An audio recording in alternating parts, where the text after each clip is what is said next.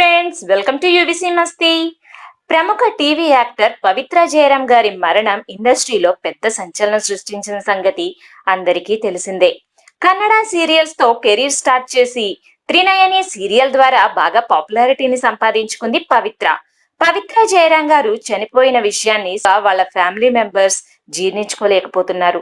ముఖ్యంగా ఆమె ఇద్దరు పిల్లలు వాళ్ళ తల్లి మరణంతో చాలా సఫర్ అవుతున్నారు. అయితే పవిత్ర గారు చనిపోవడానికి 2 నెలల ముందే పవిత్ర గారి ఫాదర్ కూడా చనిపోయారు. ఆయన మరణం నుండి కోలుకోకముందే పవిత్ర గారు చనిపోవడం ఆ కుటుంబానికి కోలుకోలేని పెద్ద దెబ్బ.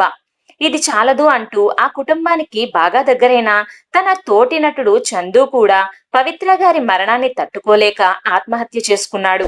ఇది ఇప్పుడు ఇండస్ట్రీలో పెద్ద సంచలనంగా మారింది. నటుడు చందుకు ఆల్రెడీ పెళ్ళై 2 పిల్లలు కూడా ఉన్నారు.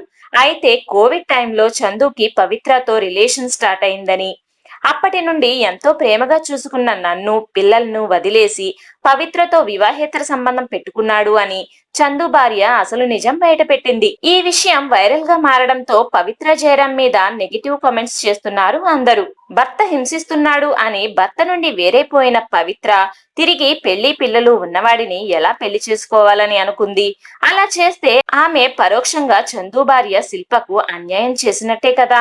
అసలు చందు పవిత్రాలది ప్రేమ కాదు, ఉన్మాదం అంటూ పలువురు పెదవి విరుస్తున్నారు. అయితే ఈ విషయం మీద పవిత్ర కూతురు స్పందించింది.